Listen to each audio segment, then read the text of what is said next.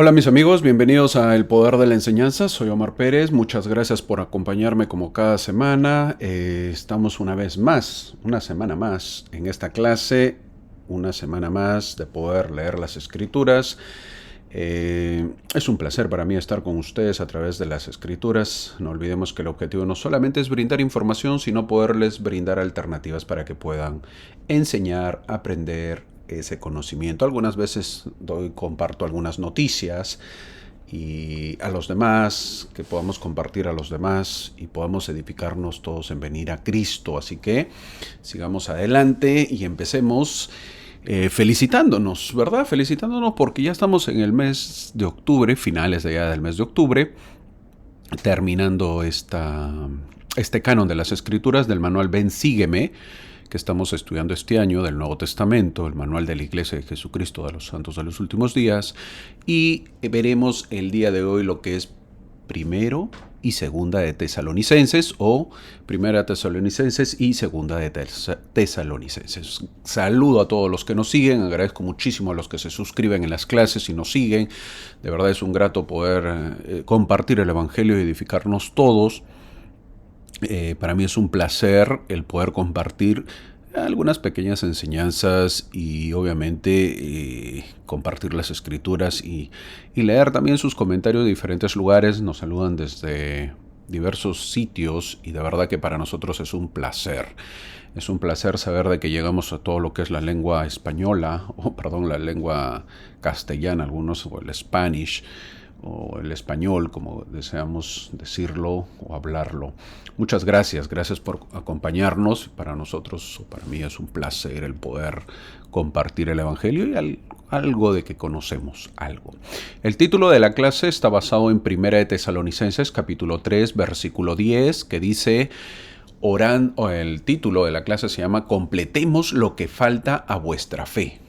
Lo que le falta a vuestra fe hay que completarlo, dice Pablo. Eso está basado pues en 3:10, capítulo 3, versículo 10, que dice, orando de noche y de día con gran insistencia para que veamos vuestro rostro y completemos lo que falta a vuestra fe. Fin del versículo. Eso esperamos en cada clase, completar lo que falta a vuestra fe. Mi hermano, la idea no es que en las clases tú obtengas tu fe.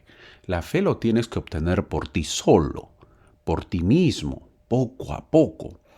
Las clases es ¿para qué?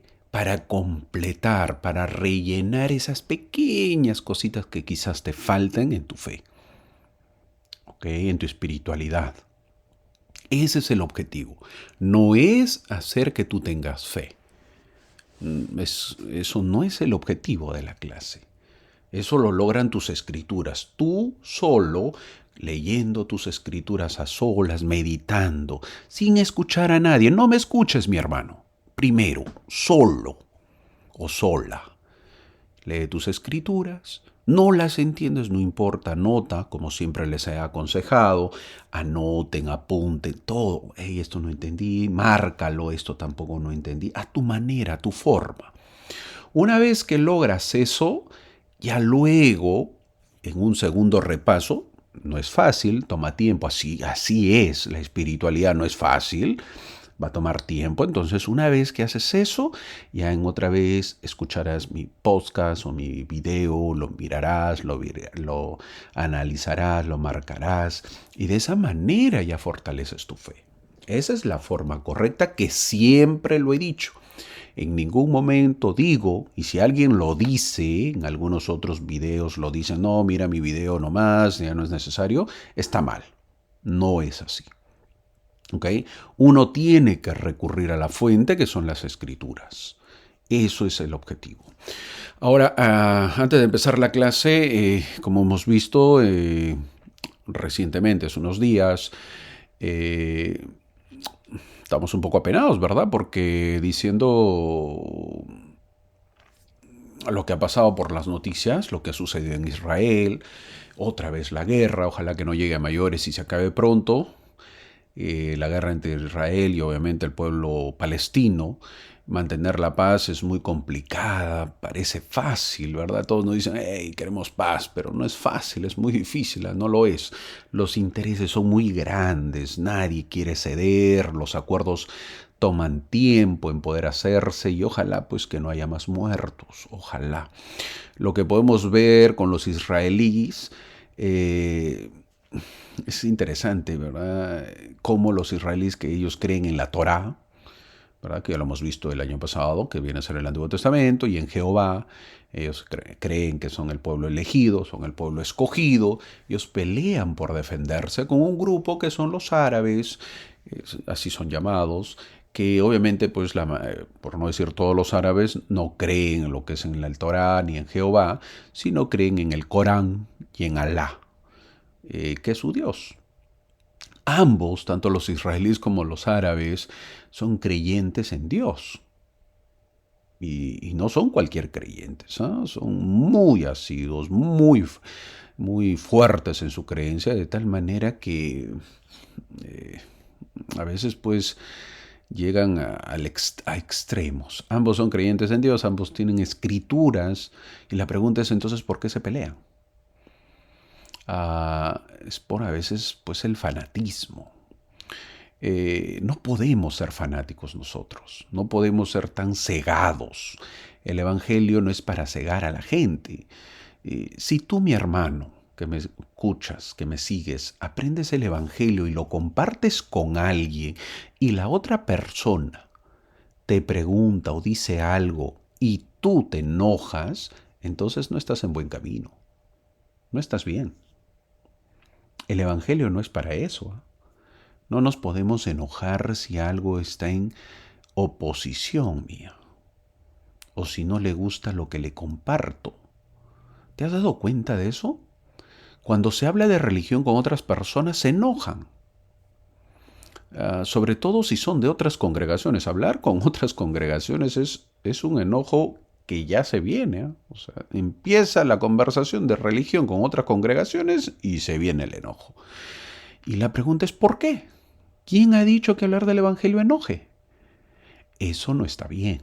Tenemos que ser tolerantes con los demás, tenemos que ser pacientes. Si llegamos al punto del fanatismo, estamos muy equivocados.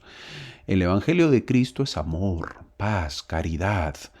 Israel y sus alrededores, el pueblo de Israel y sus alrededores, que es donde vivió Jesús, en lugar pues, de ser el lugar más paz, el lugar más pacífico del mundo, se ha vuelto pues una tierra de religiones, hay infinidad de religiones ahí, que es donde vivió Jesús.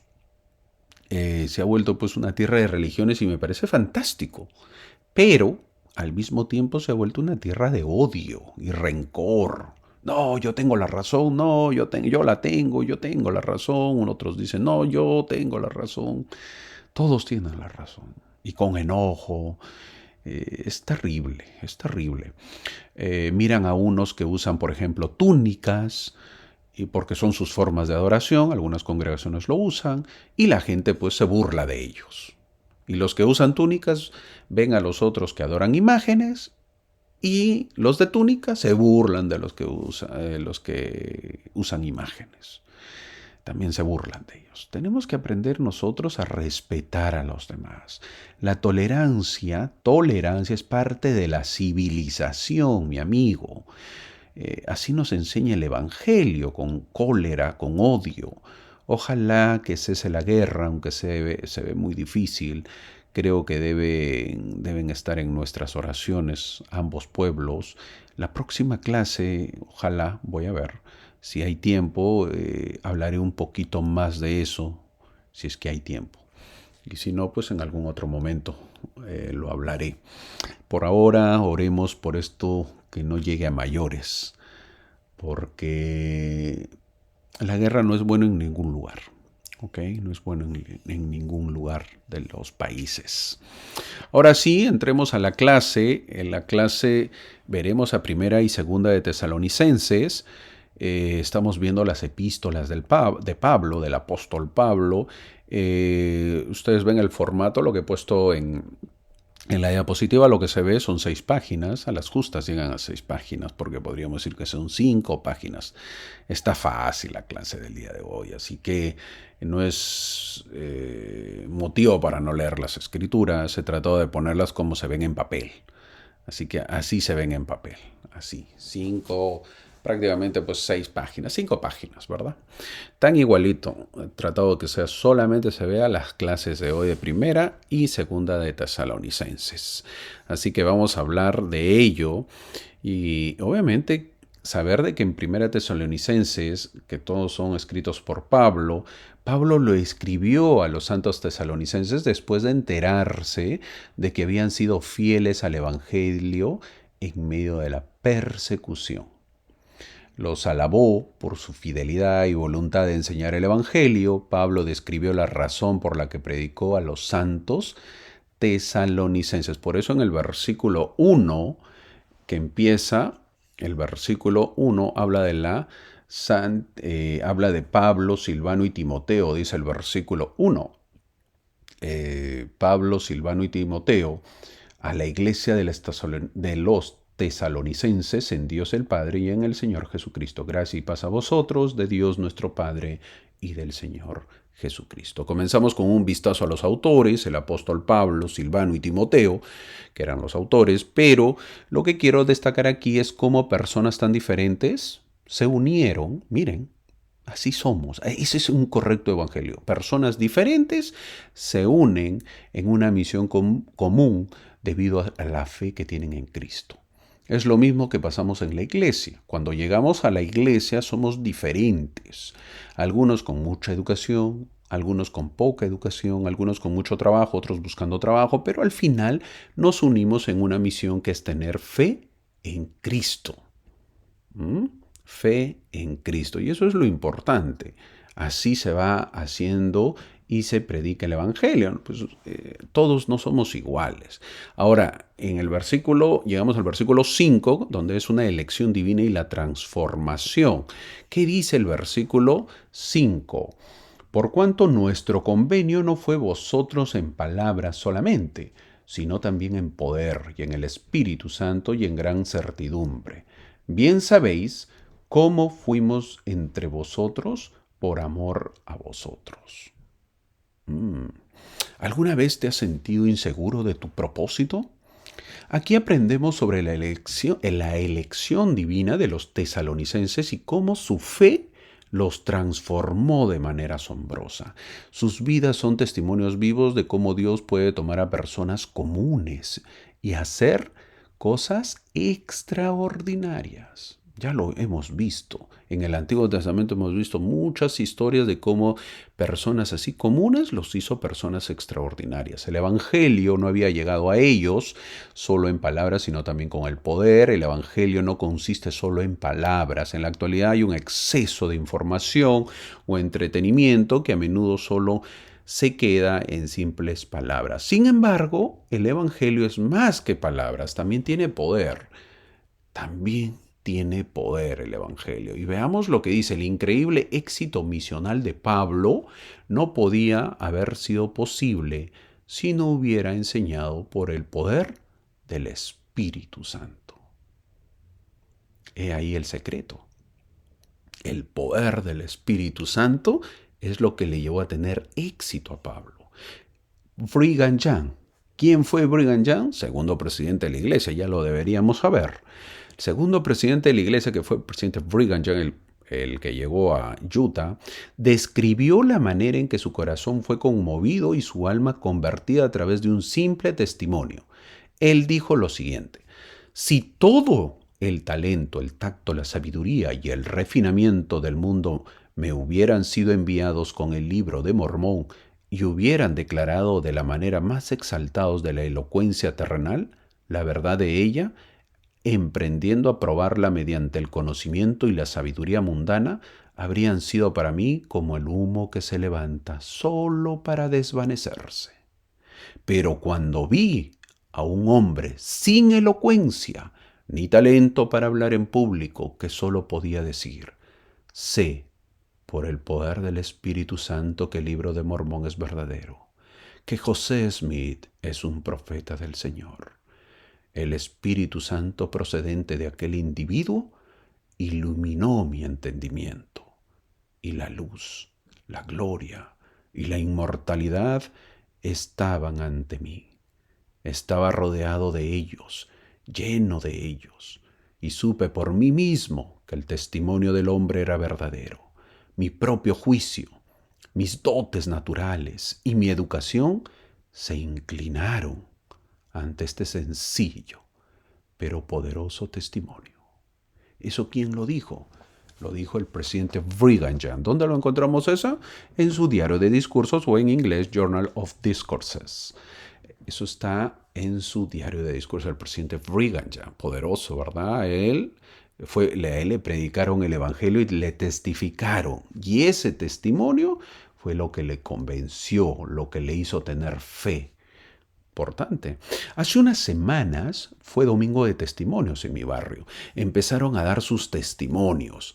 Unos demoraban más que otros. Una hermana tomó muchísimo tiempo, también los misioneros tomaron tiempo. Por cierto, si hay algún misionero que me está escuchando, un consejo, mi amigo, no salgan a dar testimonios.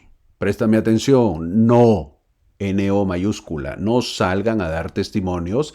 Y ojo lo que digo aquí, si hay hermanos que quieren salir, porque el misionero testifica a diario con la gente, los hermanos no lo hacen, deben dar preferencia.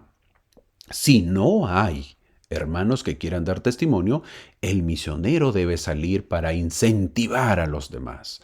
Así es el trabajo del misionero. El misionero tiene que estar atento en todo momento. ¿Falta gente para dar testimonio? Me paro a dar testimonio. ¿Hay mucha gente? Yo me siento, no doy testimonio. Bueno, volviendo al tema, el tiempo pues en mi barrio ya había llegado al límite, todos habían dado su testimonio y todavía faltaba que den testimonios. Y un hermano que tiene dificultades para hablar en mi barrio, pero que es muy servicial este hermano, se paró para dar su testimonio. El consejero que dirigía consultó con el obispo si debía o no dejarlo que dé su testimonio. El obispo hizo el gesto de dejarlo.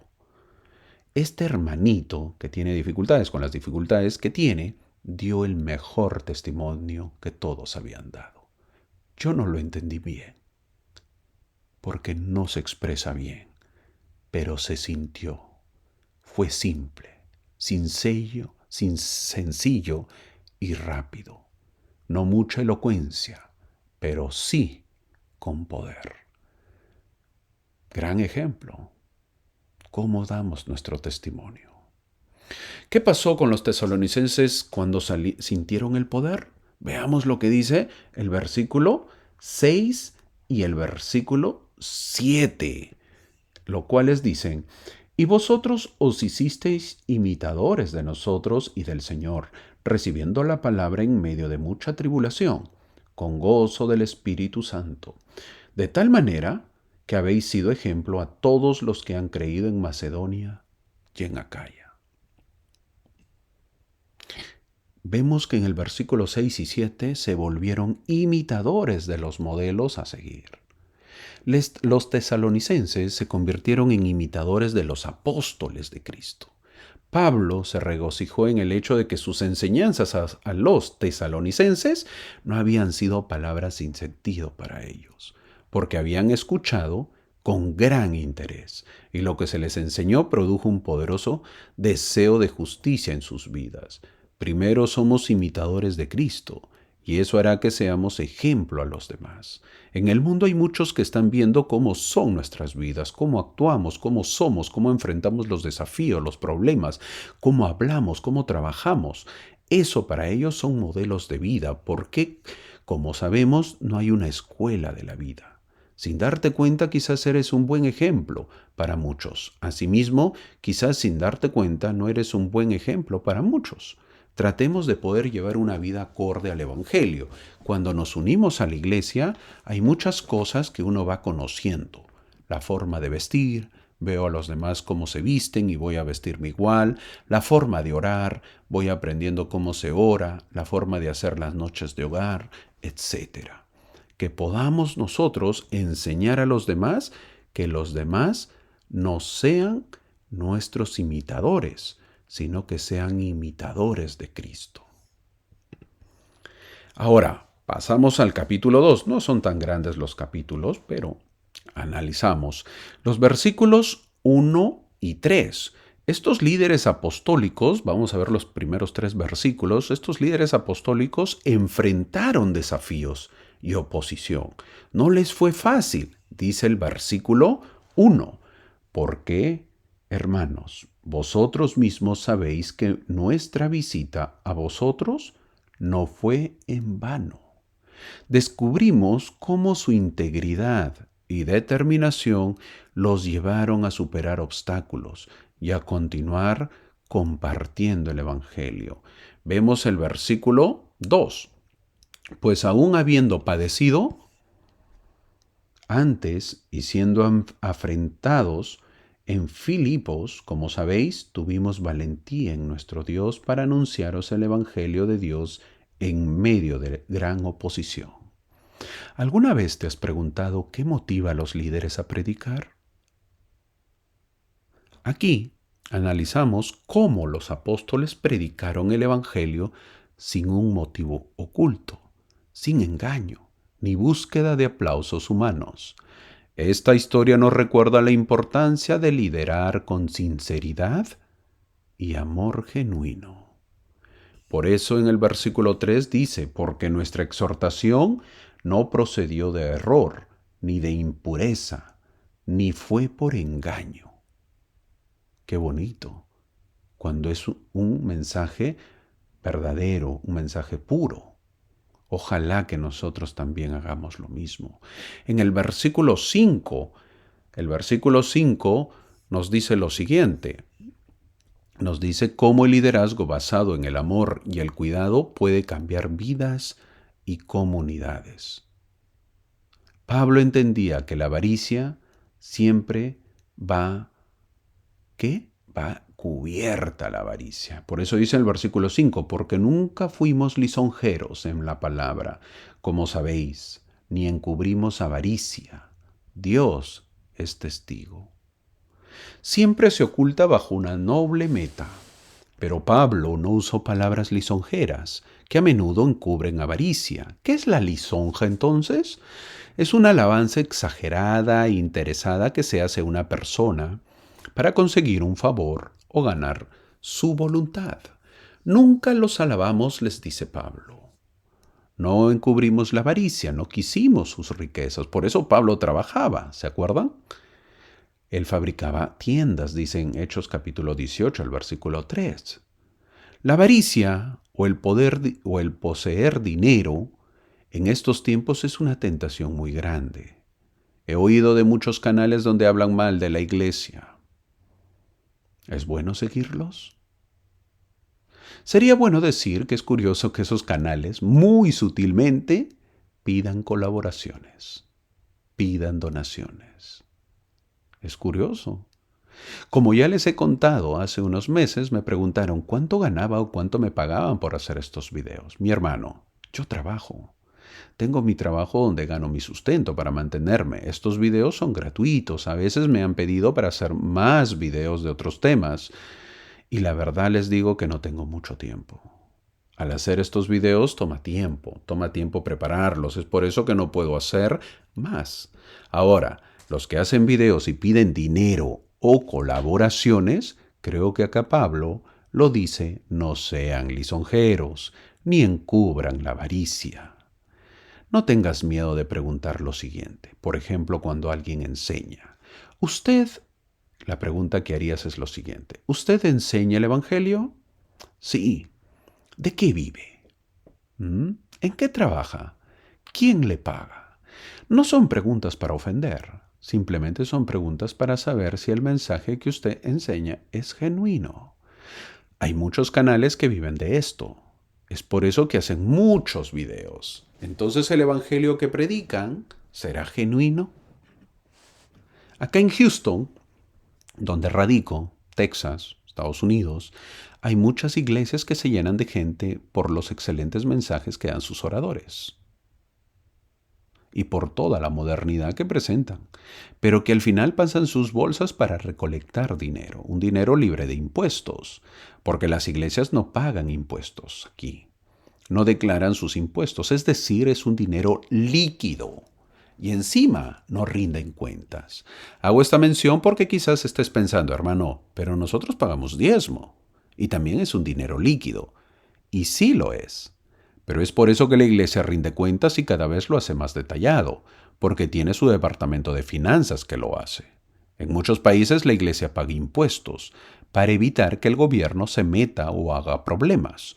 Es decir, no es una organización, sino es como una asociación o una empresa, cosa que algunos lo ven mal, pero el propósito es cumplir todas las leyes de tal manera que el gobierno no tenga excusas como para poder sacar a la iglesia de ese lugar. Ahora entramos al versículo 8. El versículo 8 dice, cuando se predica con amor. El versículo 8 dice lo siguiente, tan grande es nuestro afecto por vosotros, que hubiéramos querido entregaros no solo el Evangelio de Dios, sino también nuestras propias vidas, porque habéis llegado a sernos muy queridos. La historia continúa con el ejemplo de los apóstoles trabajando arduamente y sacrificándose por el bien de los demás. ¿Cómo podemos aplicar estas lecciones en nuestras vidas para impactar positivamente a quienes nos rodean, por ejemplo? El versículo 8 recalca. ¿Qué es lo que dice? Hubiéramos querido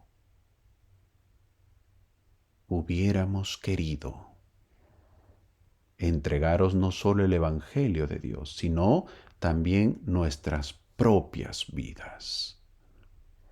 Esta es una declaración tierna. En ella Pablo expresa un amor profundo y duradero por los santos de Tesalónica. Su amor aparentemente llegó al punto de que amaba a la gente tanto o más que a sí mismo. No es de extrañar que respondieran también a sus instrucciones.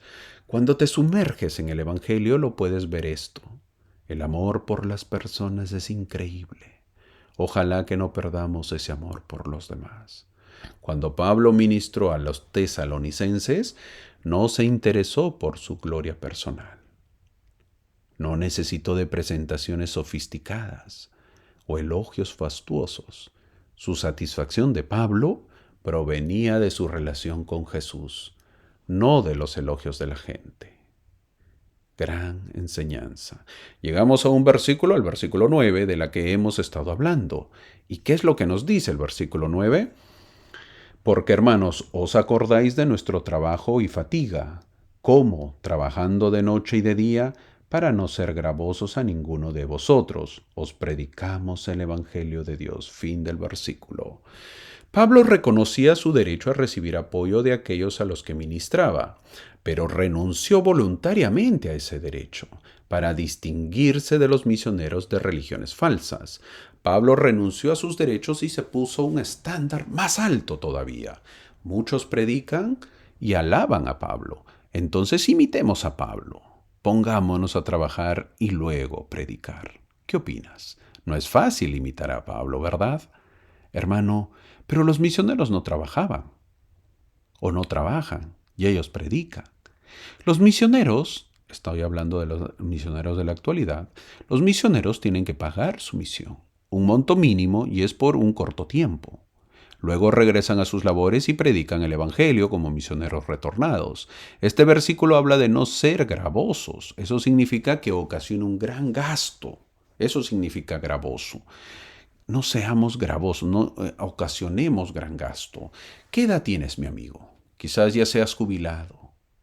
¿Sabías que la misión te espera? Anímate, no tengas miedo. Vas a ver que el amor de Pablo por los demás lo tendrás igual en tu corazón.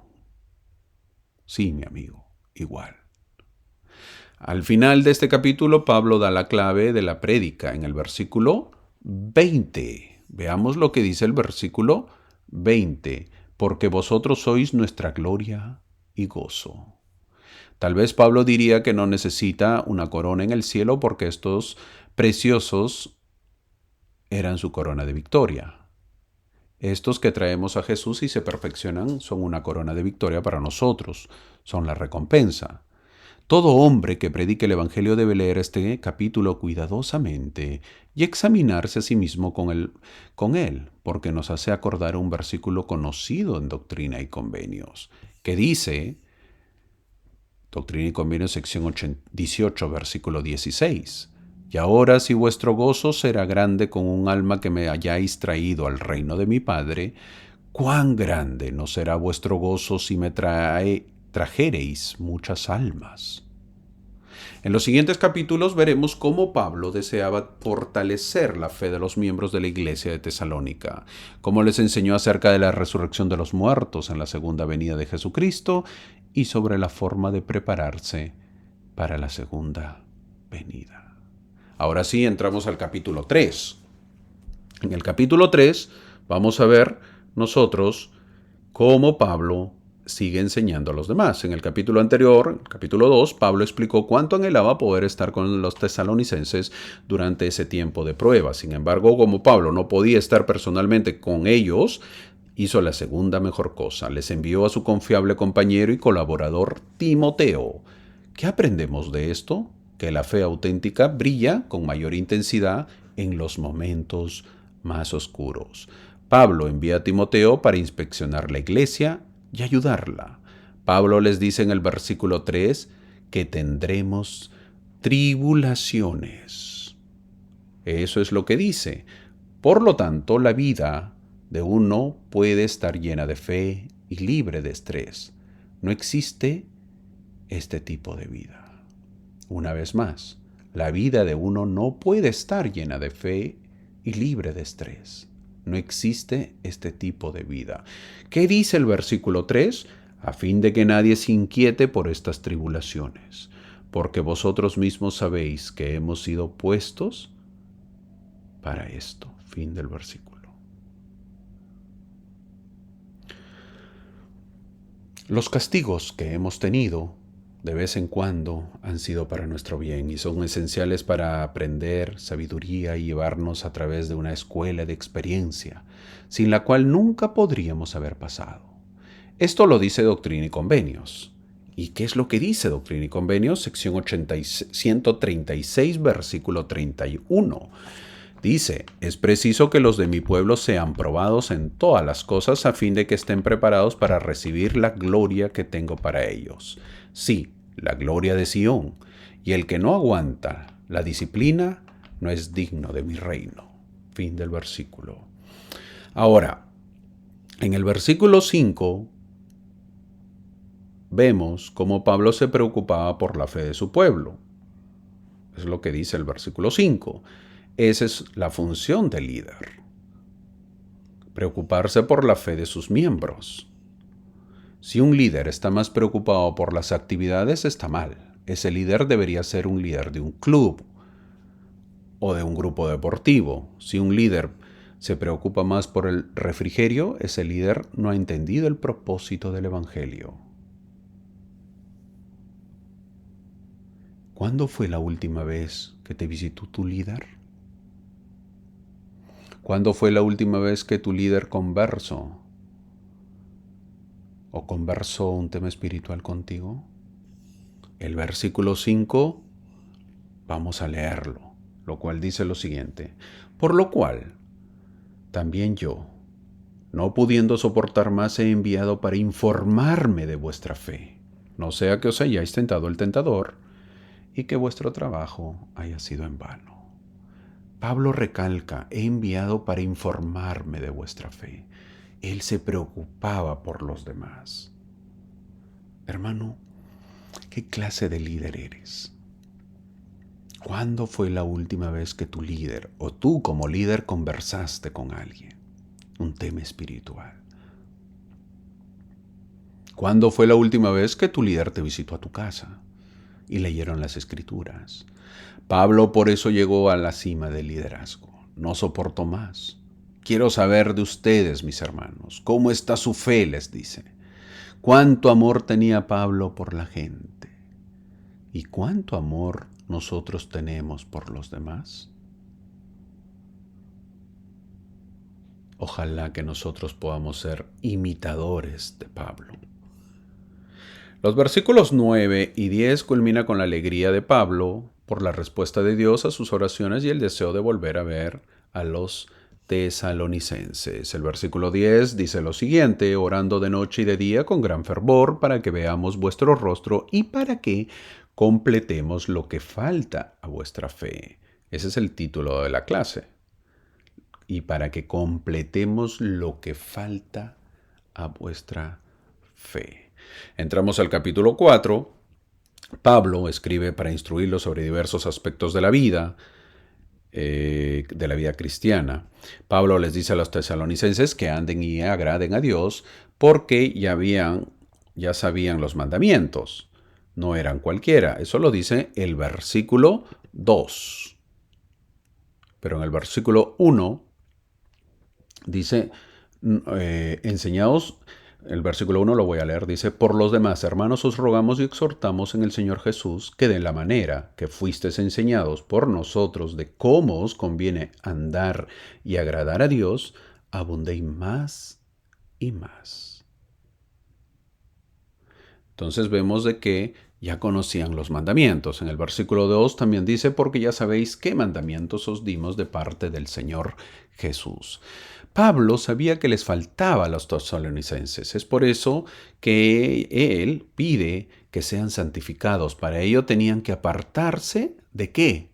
De un pecado que les estaba presente. El versículo 3: porque la voluntad de Dios es vuestra santificación, que os apartéis de la fornicación. Eso es lo que dice. La idea detrás de la santificación es ser apartado, y Dios quiere que seamos apartados de una cultura impía y su inmoralidad sexual. Mientras para el mundo es normal, para Dios no lo es. Uno de los problemas que siempre tiene la iglesia es con la comunidad gay.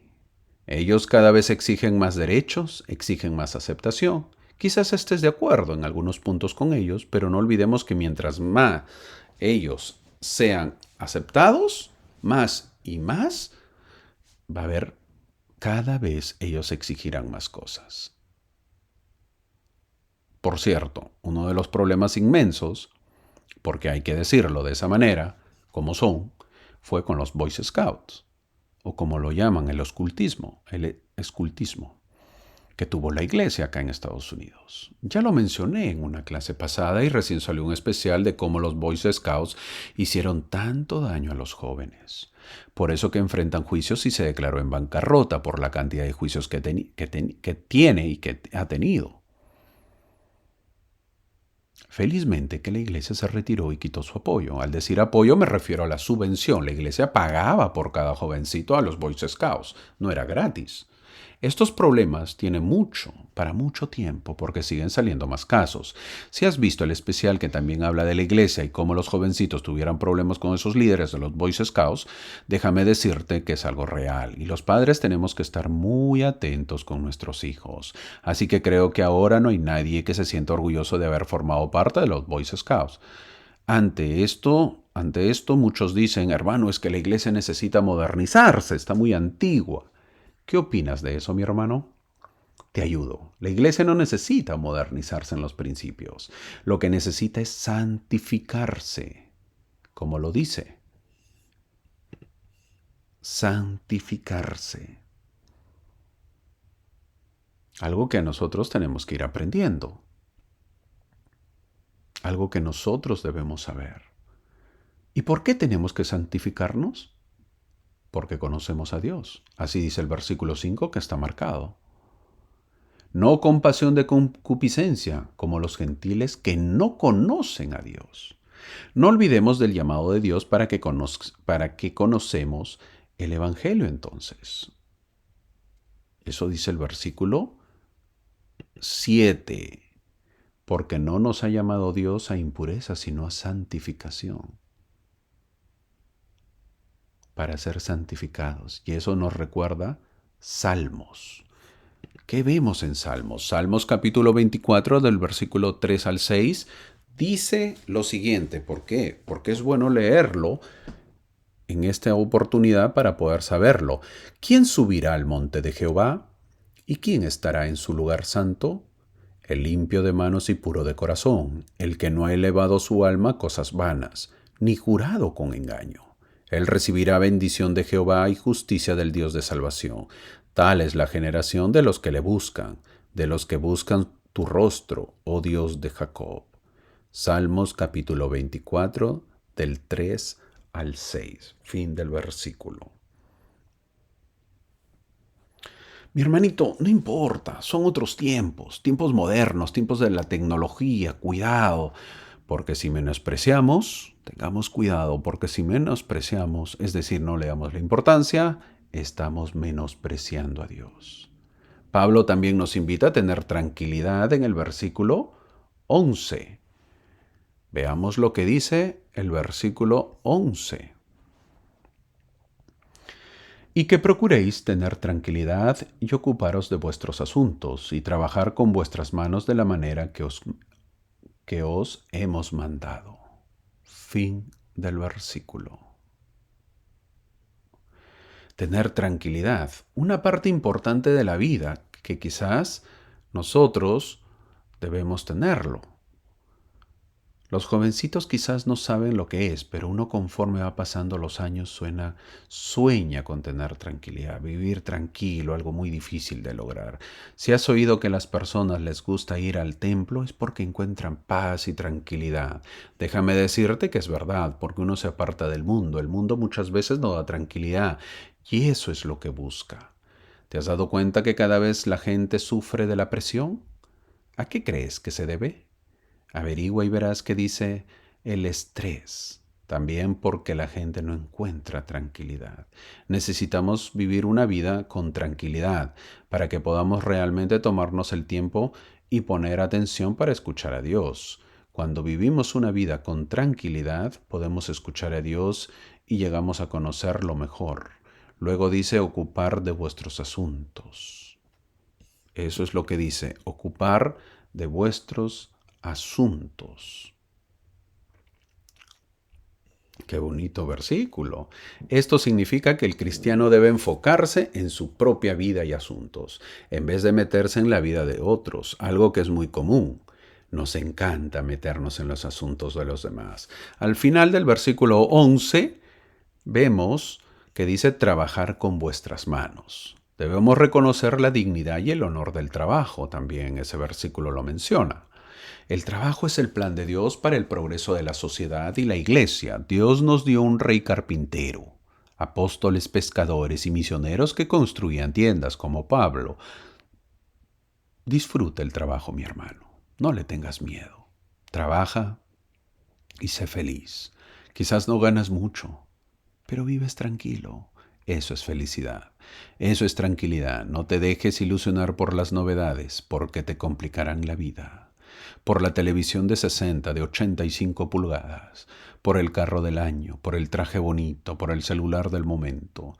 El dueño de la empresa donde yo trabajo es un millonario, creo que ya lo he contado también. Y hace unos años que salió el iPhone. No recuerdo qué versión, ¿verdad? Ya una de las tantas versiones. Y un compañero de nosotros se compró. Y no estaba, y nos estaba enseñando y todos, pues, oh, qué bonito, mira, qué bonitas funciones, qué bonita cámara, qué buena cámara. Y justo pasó el jefe. ¿Qué hacen? Nos preguntó. ¿Qué están haciendo? Y le dijimos, bueno, estamos mirando el teléfono, ¿verdad? Y él vio el nuevo celular. Y nos dijo, miren el mío. Y nos enseñó su celular. No era iPhone, sino un Samsung, y ni siquiera moderno, uno simple. Yo tengo este, dijo, riendo, y se fue.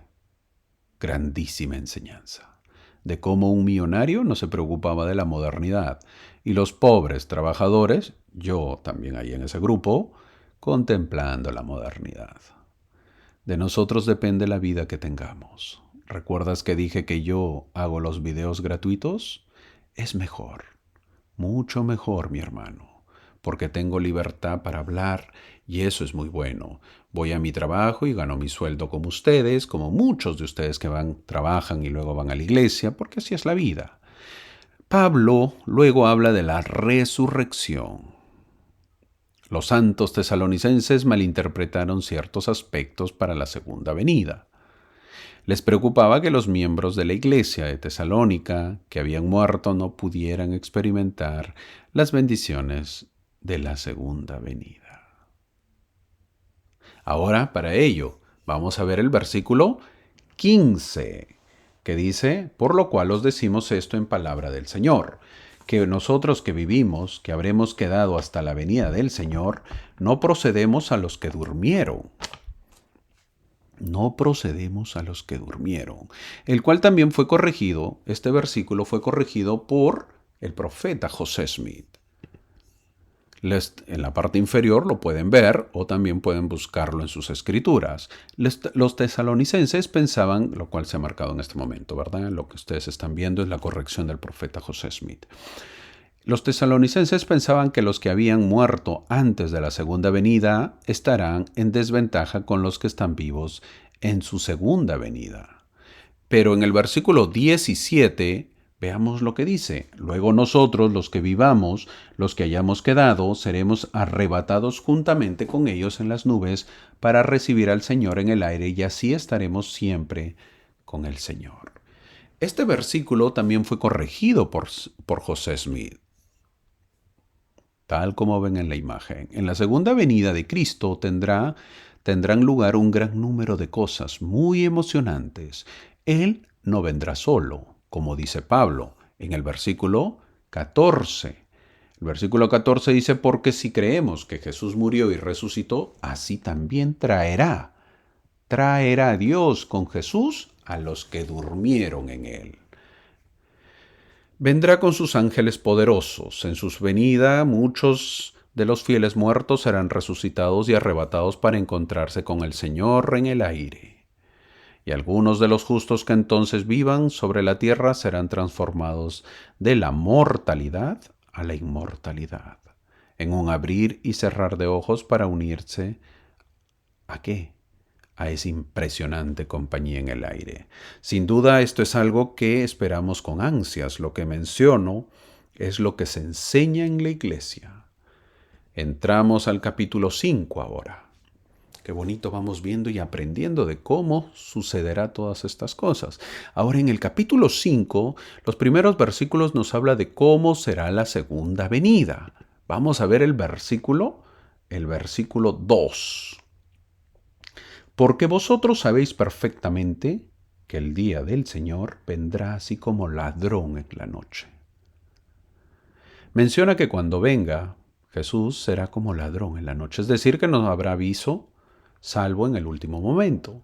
Ese día permanecería desconocido y llegaría como sorpresa, como ladrón en la noche. Un ladrón no anuncia el tiempo exacto de su llegada. Ahora en el versículo 3 también dice: cuando digan paz y seguridad, entonces vendrá sobre ellos destrucción repentina, como los dolores a la mujer encinta, y no escapará. Dice que era como los dolores de la mujer embarazada. Ella no sabe la hora ni el minuto de la llegada del niño, pero sí sabe el tiempo aproximado. Los fieles santos tendremos esa bendición. Qué bonito saber de que todo esto pasará, y qué bonito conocerlo para estar preparados. Los demás versículos dio más consejos. Pablo dio más consejos a los santos sobre la forma de prepararse para la segunda venida. Jesús criticó a los líderes religiosos de su tiempo porque no pudieron discernir las señales de los tiempos. Nosotros también deberíamos estudiar las Escrituras y observar al mundo que nos rodea para poder estar al tanto de los tiempos y las ocasiones. Es por eso que nos dice en el versículo 6: por tanto, no durmamos como los demás, sino velemos y seamos sobrios.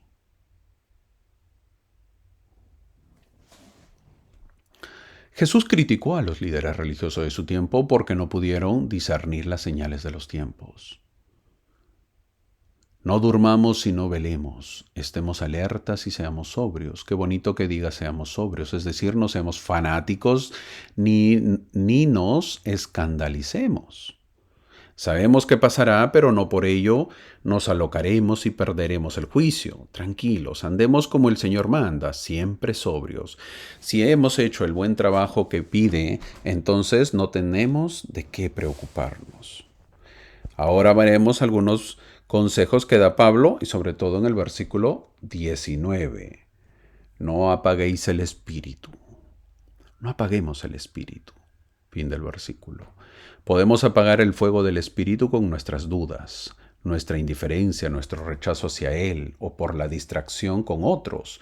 Cuando las personas empiezan a atraer la atención hacia sí mismo, es seguro que apagamos al espíritu. Muchos no creen en Dios y muchos son extremistas. El espíritu no trabaja de esa manera. Si sigues así, apagarás el espíritu. El espíritu nos guía. ¿Tienes dudas de tu iglesia o de tus líderes? Arrodíllate y pide a Dios saber la verdad. No tengas miedo. El versículo 21 dice, examinadlo todo, retened lo bueno. Fin del versículo.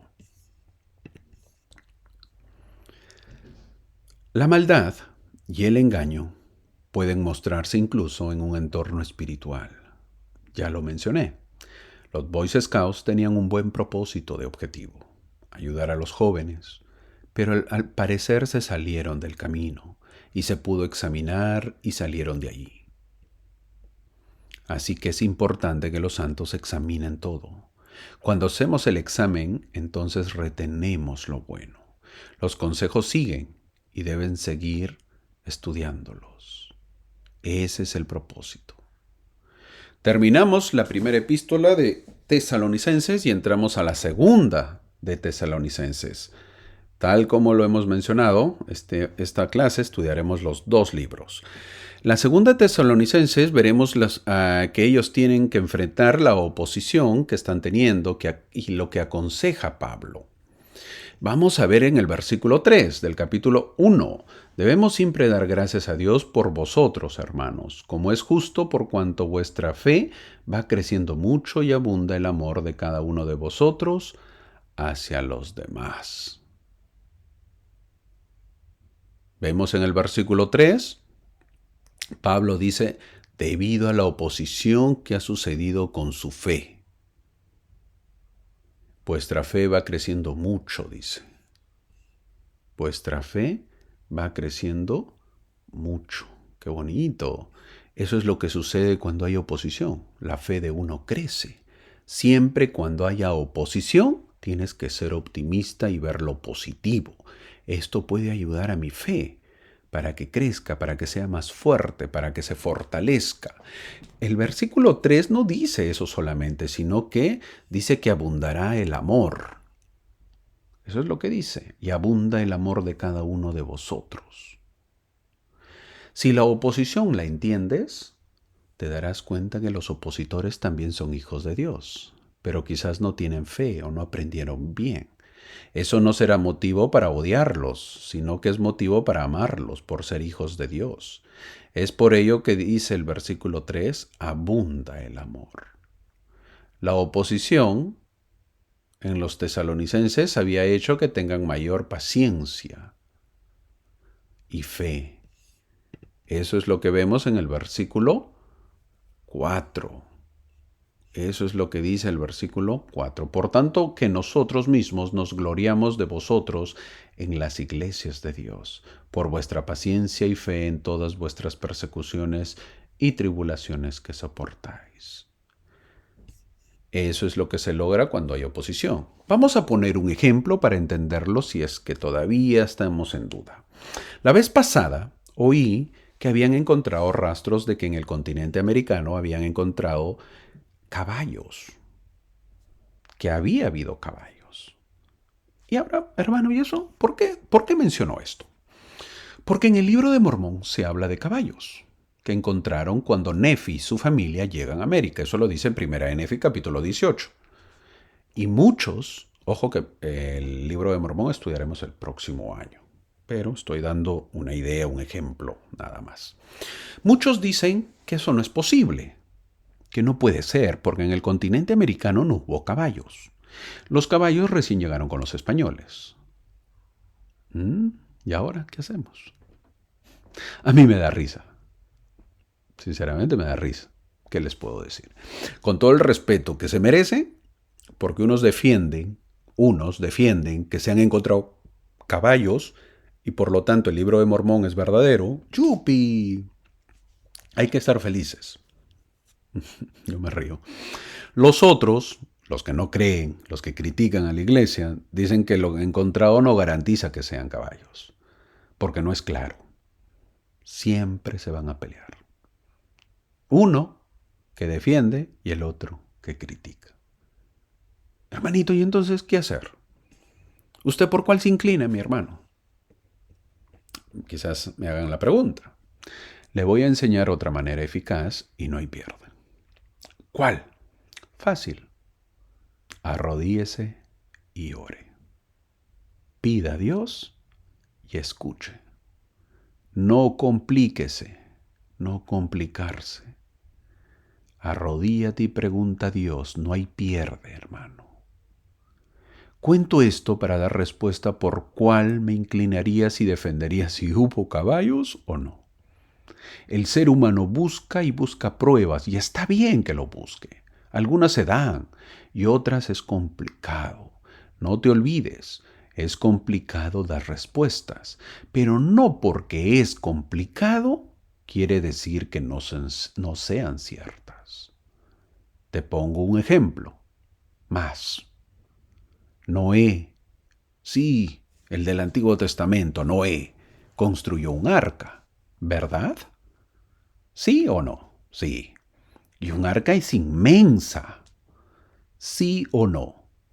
Más o menos decían que es tamaño de un estadio. Un estadio es inmenso. ¿Crees o no lo crees que lo hizo? Sí, hermano, eso sí creo. Muy bien, la Biblia lo dice. Ok. ¿Y dónde está? ¿Qué pasó con el arca? No se puede desaparecer semejante arca. Hermano, pero se destruyó. Muy bien. Así esté destruida, tiene que haber huellas. Y no la encuentran. Entonces la Biblia es falsa porque no hay el arca. Sería absurdo decir eso, ¿verdad? Así como ese ejemplo, hay muchísimos en las Escrituras. Y te pongo la última para que sepas defender. ¿Sabías que en el Perú existe Machu Picchu, conocido, que es una zona de piedra construida en las alturas? Es difícil de explicar cómo se hizo eso, lo hicieron eso. Pero los peruanos dicen que fueron sus descendientes los incas. Y es verdad porque ellos vivían ahí. Ok, hasta ahí todo bien. ¿Y de dónde salieron los incas? Ta. Los peruanos creen en una leyenda. Leyenda. ¿Qué es la leyenda? Es un cuento. Es ficticio. No es real. Hay muchos mitos. Y los mitos no son ciertos. ¿Qué es lo que dicen? Dicen que los primeros incas salieron del lago Titicaca y fundaron la ciudad. ¿Te imaginas eso? ¿Cómo que salieron del lago? Así dice la leyenda, pues. Culpa a la leyenda. Por eso es leyenda. No hay más. Asunto acabado. ¿Crees o no lo crees? Se acabó. Es chistoso esto que les comento, pero es verdad. Hasta el día de hoy nadie se explica de dónde vinieron los incas. A ti te enseñan en el colegio eso y lo aceptas. Nadie puede decir, pero profesor, esto es un chiste. ¿Cómo que salieron de un lago? No hay más, amigo. Así que todos lo aceptan porque sabes que hubieron incas y están las pruebas de las construcciones. Y asunto cerrado. Compruébalo si quieres. Ahora, he puesto estos ejemplos, volviendo al tema. ¿Tienes dudas de la iglesia? ¿Del libro de Mormón? ¿De los líderes? Ora, mi hermano. Pregunta a Dios y sabrás la verdad. De esta oposición vas a aprender a tener paciencia y fe, como dijo Pablo. Pero, a veces, no vale la pena defender. Te lo dice alguien como yo que no es un jovencito. A veces la juventud es inquieta y comete errores. Tienes que saber que tu defensa a veces no va a tener sustento. Me refiero cuando defiendas a la iglesia. Porque Dios quiere que le pidas a Él saber la verdad. Porque quiere que ejerzas fe en medio de la incertidumbre. No dudes. Cree. No dudes. Pide a Dios. Yo no estoy a favor de los que atacan a la iglesia. Sería absurdo. Ni tampoco de los que defienden a la iglesia. Porque los que atacan lo hacen mal. Y los que defienden a la iglesia también lo hacen mal. Así que es mejor saber la verdad por uno mismo. ¿No sabes inglés porque la mayoría de temas está en inglés? Porque eso es lo que podrías decir. No te compliques, mi amigo. Ora, mi hermano. No olvides que serás juzgado por lo que tú crees. Serás juzgado por tu sentimiento en tu corazón y por lo que has obedecido. Si soportamos fielmente la oposición y las tribulaciones con paciencia y fe, podemos ser contados como dignos del reino de Dios. Es por eso que Pablo habla de la oposición.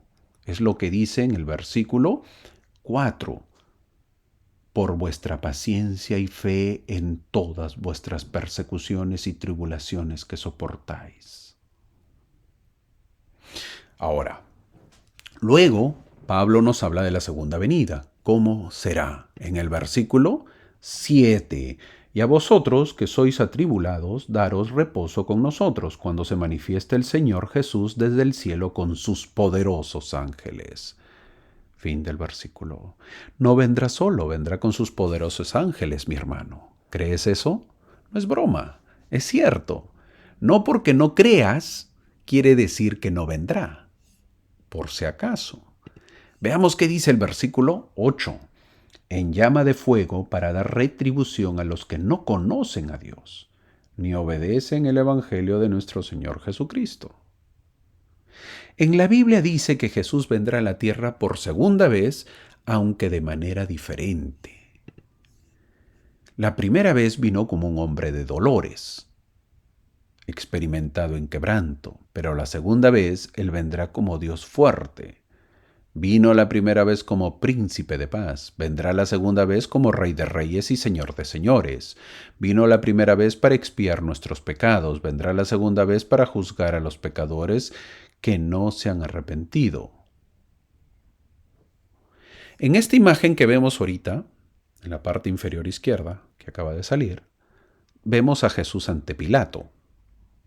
Todos sabemos que pasó eso, pero ese día, en la segunda venida, será el contrario, mi hermano. Pilato, así como todos nosotros, estaremos ante Jesús. Y eso significa que todos seremos juzgados. Jesús vendrá para juzgar y con toda autoridad juzgará a los que no creen. Es el momento oportuno de poder creer. Entramos al capítulo 2 de Tesalonicenses, donde vamos a ver acerca de engaño, apostasía y batalla por la verdad. Pablo continúa instruyendo a la iglesia sobre eventos futuros y cómo mantenerse firmes en la fe en medio de la confusión y la apostasía. Ante eso el pueblo entonces pregunta, ¿cuándo sucederá esto? ¿Queremos saber cuándo sucederá esto nosotros? ¿Sí o no? Vamos a ver qué dice el versículo 3 del capítulo 2. No os engañe nadie de ninguna manera, porque no vendrá sin que antes venga la apostasía y se manifieste el hombre de pecado, el hijo de perdición. ¡Qué fuerte!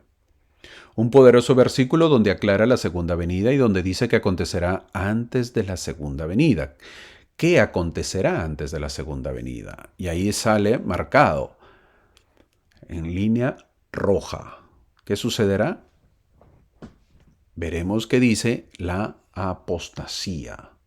Y también que se manifieste el hombre de pecado, el hijo de perdición.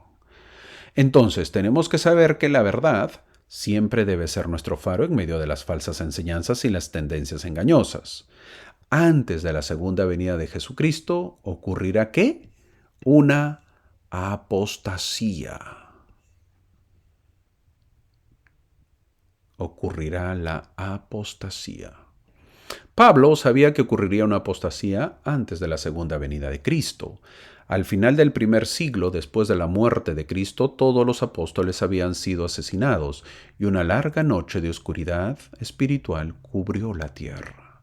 En poco tiempo el pueblo había transgredido las leyes, cambiado las ordenanzas, quebrantado el pacto eterno, tal como Isaías lo predijo que lo haría. La iglesia cristiana primitiva se dividió. Anticristos y falsos profetas aparecieron en escena y algunos hombres afirmaban ser apóstoles, pero fueron hallados mentirosos. Con el tiempo el sacerdocio se perdió, los dones del Espíritu ya no se manifestaron y el amor puro de Dios se enfrió. Finalmente el Evangelio enseñado por Cristo y sus apóstoles fue pervertido casi hasta quedar irreconocible, y la iglesia establecida por el Maestro fue arrasada espiritualmente por hombres con segunda intenciones. ¿Y cómo se llama eso? ¿Cómo se llama todo eso? La apostasía. La apostasía, mucho de eso lo hablamos en la iglesia. Es como si fuese una base de nuestra iglesia. Y lo es. ¿Qué es la apostasía?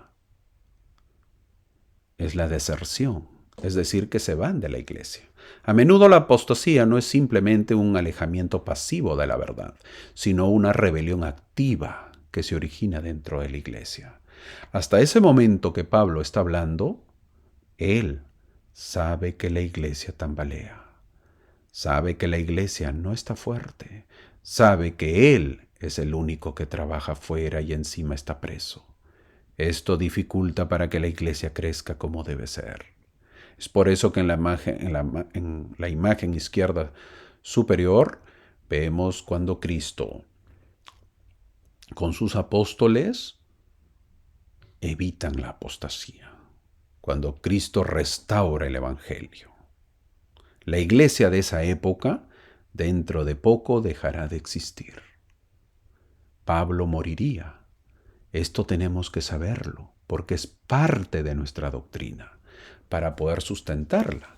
La iglesia dejará de existir en esa época tan igual como Cristo la fundó y Pablo la continuó. Ocurrirá la caída de la iglesia y la formación de nuevas congregaciones.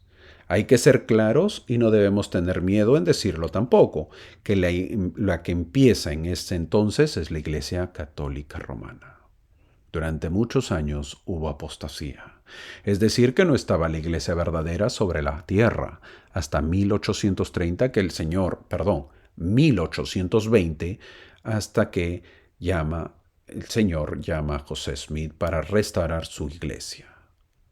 La iglesia de Jesucristo de los Santos de los Últimos Días, que se restauró en el año 1830. Es bueno saber que para que se cumpliese lo que dice Pablo, que Jesús venga en su segunda venida, tenía que ocurrir la apostasía. Según el versículo 3, también dice que se manifieste el hombre de pecado, el hijo de perdición, es decir, Satanás.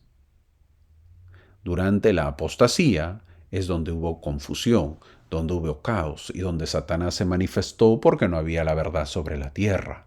Inmediatamente después es por ello que ya no hay más escrituras, acaba la Biblia.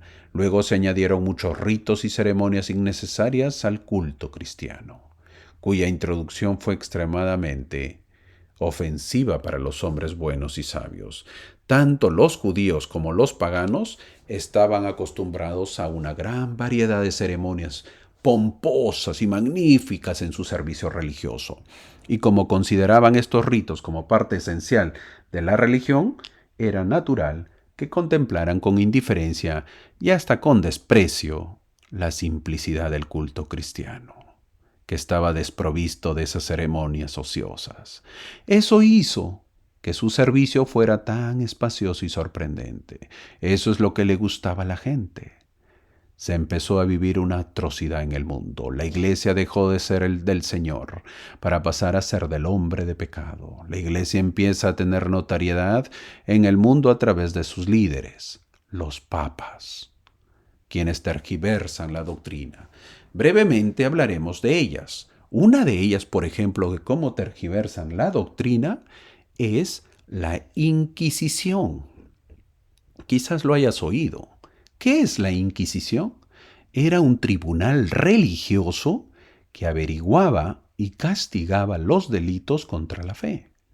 Eran castigos atroces para que la persona de esa manera pueda tener la vida eterna. ¿Te imaginas eso? ¿Qué más empezó a ver? El versículo 8, vamos a ver lo que dice.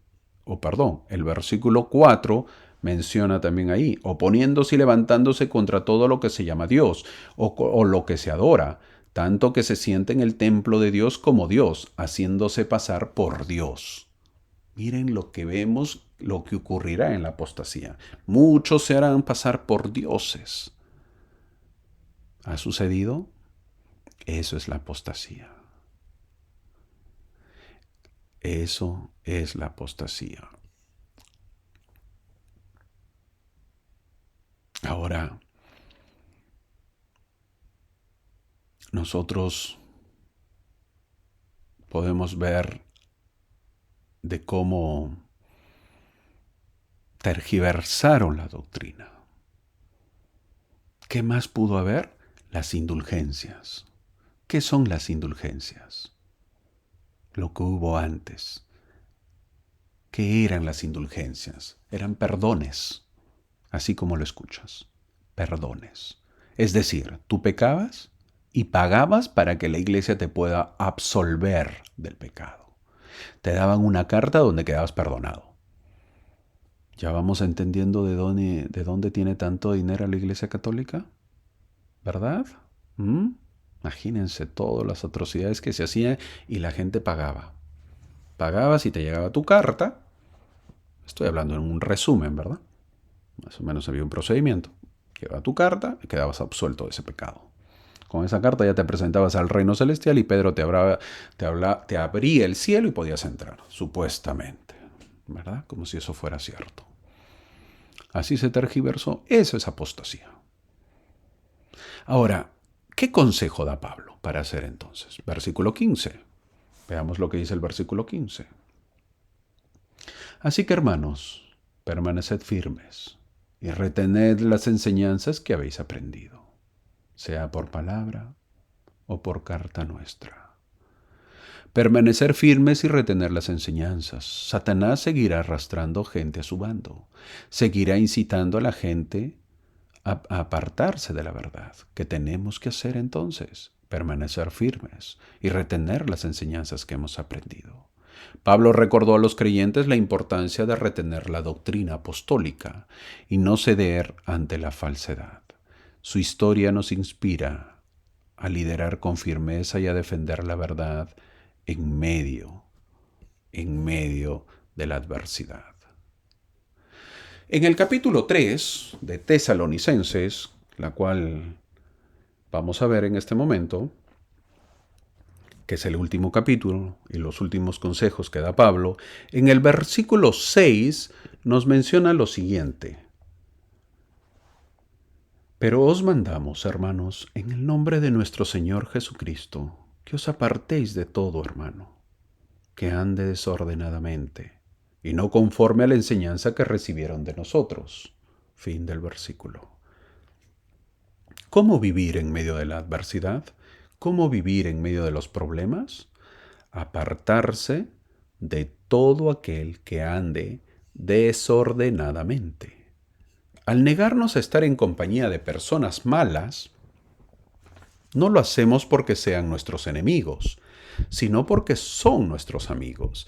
Si fuéramos como ellos e hiciéramos las cosas que ellos hacen, no podríamos amonestarlos ni ayudarlos como un hermano. Pablo definió a los que andan desordenadamente como los que no andan según la enseñanza que Pablo y los apóstoles les habían dado. La iglesia nunca debe alejarse de alguien porque falle conforme a las tradiciones o enseñanzas del hombre. La única norma a sostener es la enseñanza y la tradición apostólica. El propósito era provocar arrepentimiento y salvación en los desobedientes, no condenarlos, no maldecirlos. Eso no era el propósito. Los últimos consejos que da Pablo están en el versículo 10. Uy, un versículo que a muchos nos va a gustar. Porque aún estando con vosotros os mandábamos esto, que si alguno no quiere trabajar, que tampoco coma. Ningún hombre debería estar satisfecho con recibir dinero o con recibir y no hacer nada. Por ello, el trabajo es importante para la felicidad humana, así como para la productividad. Sin embargo, el camino del mundo pone cada vez mayor énfasis en el ocio y en evitar el trabajo. Este es uno de los problemas de la época. Nadie quiere hacer trabajos duros. Todos quieren trabajos suaves y fáciles. La iglesia ayuda. Tiene un programa de ayuda, pero es para quien no tiene la oportunidad de trabajo o pasa por momentos difíciles. No ayuda para que las personas o las familias sean holgazanes o no trabajen. Por ejemplo, acá en Houston hay la fábrica de peanut butter, que es la mantequilla de maní. Es una pequeña tienda donde se hace la mantequilla de maní. Cada cierto tiempo piden a los barrios, las estacas en realidad, y las estacas comunican a los barrios para que los miembros se organicen y puedan ir en diferentes horarios a la fábrica, porque una vez que la máquina se prende, no se apaga hasta que se termine, donde hacen la mantequilla de maní, el peanut butter. Esos frascos de mantequilla de maní son enviados a la tienda del obispo, donde pueden ayudar a las personas necesitadas. Para los que no lo sabían. Es decir, si estás en Estados Unidos y tienes necesidad, se te ayudará con víveres. Dentro de ellos, de esos víveres, tendrás la mantequilla de maní. No sé quién comerá y comerá mantequilla de maní, pero ya lo sabes. Sí, pues, tampoco entiendo por qué tienen que dar mantequilla de maní. No estoy muy informado, pero está dentro de lo que la iglesia da. Una vez más, la iglesia no es que no quiere que trabajes, sino te ayuda cuando hay necesidad. Una de las bendiciones del trabajo es la de cultivar la autosuficiencia. Eso es el objetivo. Cuando eres autosuficiente, utilizas las bendiciones y aptitudes que Dios te ha dado para cuidar de ti mismo y de tu familia y para encontrar soluciones a tus propios problemas. Pablo termina diciendo, no os canséis de hacer el bien, en el versículo 13. Muchísimas veces nos cansamos de hacer el bien. La gente se cansa de ser buena, porque quizás esperamos algo a cambio, o por lo menos recibir las gracias, o por lo menos que nos tomen en cuenta. Pero no sucede. ¿Cuántos se han inactivado de la iglesia porque no han recibido las gracias por hacer en la iglesia? Hace un tiempo una familia dejó de ir a la iglesia porque cuando hacían actividades siempre decían a los hermanos que lleven algo y le decían también a esta familia y la familia siempre llevaba para compartir. Les encantaba compartir, a pesar que no tenían mucho. Un día realizaron otra actividad, y el liderismo dijo que no le digan a esta familia porque siempre lo hacen y quizás esté afectando su economía. Cuando la familia llegó a la actividad y se enteró que todos trajeron algo menos ellos, se enojaron y decidieron no regresar a la capilla. Se sintieron excluidos. Nadie entiende a las personas, ¿verdad? Mi hermano, no te canses de hacer el bien. A veces te vas a cansar, pero debemos de continuar. El camino es largo. Llegamos a la parte final de Tesalonicenses. Las grandes enseñanzas de estos dos libros se resumen en la segunda venida de Cristo. Cristo volverá por segunda vez, pero esta vez será diferente como lo hizo la primera vez. Pablo nos da pistas y una de ellas es que antes de la segunda venida vendrá la apostasía, donde se perderá la verdad, donde no habrá sacerdocio, donde no habrá un profeta, donde el Señor no tendrá con quien comunicarse para que pueda enseñar a su pueblo. Eso ya ha pasado y vemos cómo sucedió, qué ha sucedido, perdón. Así como ha sucedido la apostasía, también sabemos que tenía que ocurrir la restauración del Evangelio. Y esto también ha ocurrido en el año 1820, como lo mencioné, con la primera visión que tuvo José Smith y en 1830 con la restauración del Evangelio. Esto representa para nosotros un punto de partida, una base para la restauración de la iglesia, para poder saber que es verdad, que hubo un propósito de por qué tenía que restaurarse el Evangelio. Esto tenemos que saberlo, tenemos que aprenderlo, porque cuando cuestionan la iglesia ya sabemos cómo contestar. Muchos dicen que no es verdadera nuestra iglesia. Ok, entonces, ¿cuál es la iglesia verdadera? Vamos a la Biblia. Pablo habló de que ocurriría una apostasía. ¿Pasó o no pasó? Sí pasó la apostasía. ¿Todavía seguimos en apostasía o no? ¿Algún día entonces el Señor restaurará su iglesia? ¿En el mundo existe una iglesia verdadera? ¿O tenemos que seguir esperando? Esas preguntas podemos hacer cuando alguien duda de la iglesia. Y por mientras, si seguimos esperando, ¿qué hacemos? ¿Mm? Una vez más, si te preguntan, si te dicen que tu iglesia no es verdadera, haz la pregunta. Entonces, ¿cuál es la iglesia verdadera? Cualquiera que te la diga. Recurre a las escrituras. Muéstrale estas escrituras, estos versículos que hemos visto, donde Pablo habló de que ocurriría una apostasía. Y harás la pregunta, ¿pasó la apostasía o no pasó la apostasía? Sí pasó la apostasía, quizás te diga. ¿O todavía estamos esperando? ¿O todavía seguimos en apostasía? Algún día entonces, si eso ha pasado, entonces algún día el Señor va a restaurar su iglesia. ¿Verdad o no? También debemos hacer la pregunta, ¿entonces en el mundo existe una iglesia verdadera? ¿O tenemos que seguir esperando? Si tenemos que seguir esperando, entonces ¿qué hacemos por mientras? ¿Y cómo vamos a reconocer a la iglesia verdadera? Preguntas simples y fáciles para que tu fe no falte, mi hermano. Mi amigo, tienes que fortalecer tu conocimiento. A través de estos videos te ayudo en algo, pero tu fe y tu testimonio lo harás tú solo. Sabemos, mi hermano, que esta iglesia fue restaurada por el Señor, es su iglesia, y en la actualidad se cuida la doctrina para que no vuelva a ocurrir la apostasía. La apostasía pasó, la iglesia se restauró. Ten fe, mi hermano. ¿Tienes dudas? Pregunta a Dios que esa sea tu meta y que el Espíritu te guíe. Gracias por acompañarme cada semana. Espero que te haya podido servir en algo este video. Y si algo ha quedado con dudas, vuélvelo a ver, porque de repente has pasado en algo, en alto, no lo prestaste mucha atención. Mira las veces que desees, pero siéntete contento de que estás aprendiendo. Gracias por acompañarme, nos vemos la próxima semana. Gracias.